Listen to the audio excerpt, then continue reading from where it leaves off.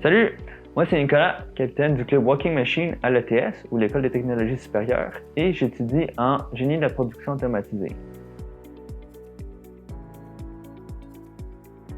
Bonjour, je suis Raphaël Duchesne, en génie logiciel à l'ETS et je suis dans l'équipe logicielle de Walking Machine.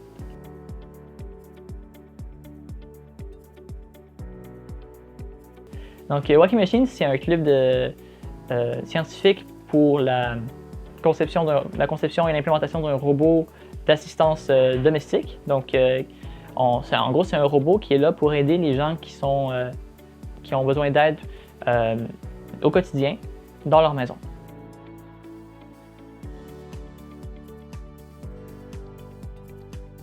Walking Machine, en fait, c'était un choix assez simple. C'est le club qui était le plus fun. Donc, les gens étaient là, on avait un bon local, une bonne ambiance.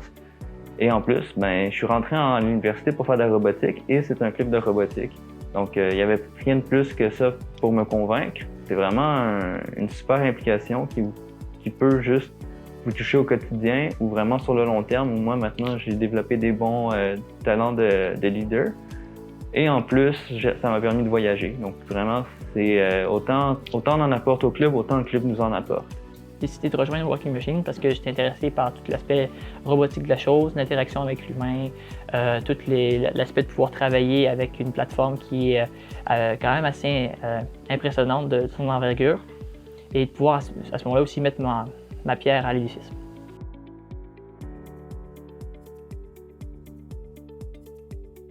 Donc déjà, une compétition, ça se déroule... en fait, notre compétition, dans ce cas-là, ça se déroule vraiment comme on va se déplacer sur place. Donc souvent, on prend l'avion quand c'est pas au Québec.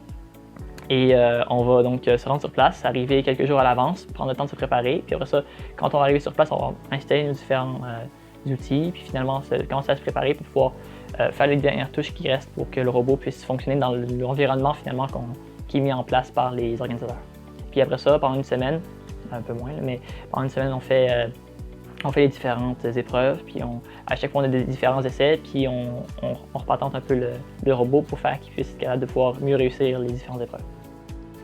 Donc, les critères de la compétition sont assez simples. Il faut avoir un robot qui est sécuritaire. Donc, on veut s'assurer qu'il soit contrôlable si jamais il y a des imprévus, qu'on puisse l'arrêter.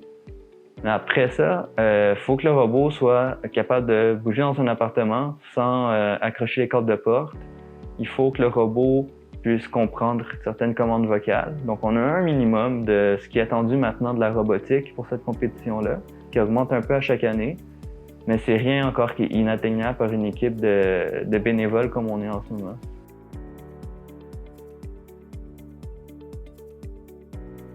Donc pour moi, la créativité, le génie, c'est vraiment simple, ça va ensemble et il n'y a rien de mieux justement pour le démontrer que les clubs étudiants. On a toujours un problème et une tonne de solutions. On a un budget limité, donc déjà, il faut savoir faire avec ce qu'on a. Il faut savoir aussi respecter les temps serrés que les membres peuvent donner. On est tous là en tant que bénévoles, donc c'est dans nos temps libres qu'on réalise nos projets. Mais la créativité, en tant que telle, ça permet de pouvoir avoir beaucoup d'idées sur le papier, alors que le génie, c'est vraiment le fait de prendre ces idées-là et de les appliquer dans le réel.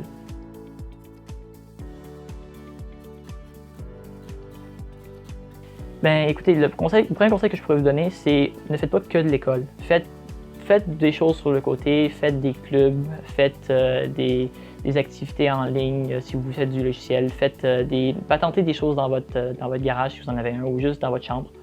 Parce que c'est vraiment là-dedans que vous pouvez mettre votre créativité dans une direction qui fait que les employeurs vont être intéressés à vous engager. La créativité dans la vie, c'est primordial. C'est vraiment, je pense, c'est pas assez dit.